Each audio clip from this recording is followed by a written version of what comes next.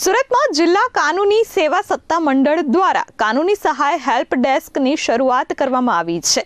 Lajpore central jail ખાતે આ help desk શરૂ થયું છે.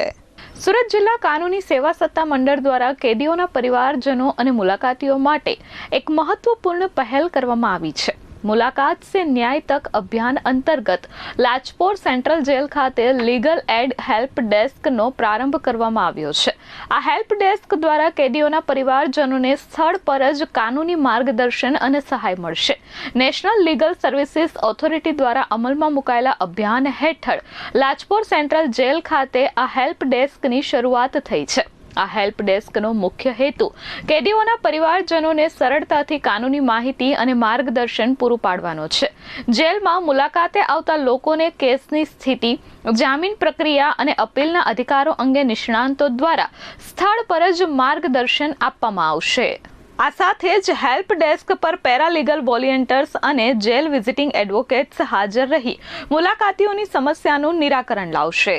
નેશનલ લીગલ સર્વિસ ઓથોરિટી તેમજ ગુજરાત રાજ્ય કાનૂની સેવા સત્તા મંડળની અનુસરમાં જિલ્લા કાનૂની સેવા સત્તા મંડળ સુરતના અધ્યક્ષ અને માનની મુખ્ય જિલ્લા ન્યાયાધીશ શ્રી રાહુલ ત્રિવેદી સાહેબની માર્ગદર્શન અને દોરવણી મુજબ આજરોજ અહીં લાજપોર મધ્યસ્થ જેલ ખાતે કાનૂની સહાય હેલ્પ ડેસ્કનો શુભારંભ કરવા જઈ રહ્યા છીએ.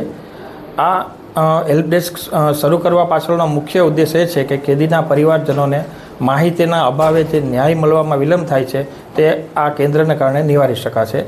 ઘણી વખત લોકો પૂરતી માહિતી નથી હોવાથી એના કારણે મફત અને સક્ષમ કાનૂની સહાય એને નથી મળતી. તો આ હેલ્પ ડેસ્ક ઉપર હાજર અમારા પીએલવી તેમને તમામ પ્રકારની જે તેમના લીગલ રાઇટ્સ છે એના વિશે માહિતી આપશે અને એમના પરિવારજનોને કેસના અપડેટ, કેસમાં અપીલ કરવી હોય તો શું કરવું એ તમામ પ્રકારની માહિતી પૂરી પાડશે. સર, કઈ કઈ જેલોમાં આ વ્યવસ્થા ચાલુ થઈ છે અને ક્યાં બાકી છે? ગુજરાતમાં લગભગ બધી મધ્યસ્થ જેલોમાં આ કેન્દ્ર શરૂ કરવાનું છે.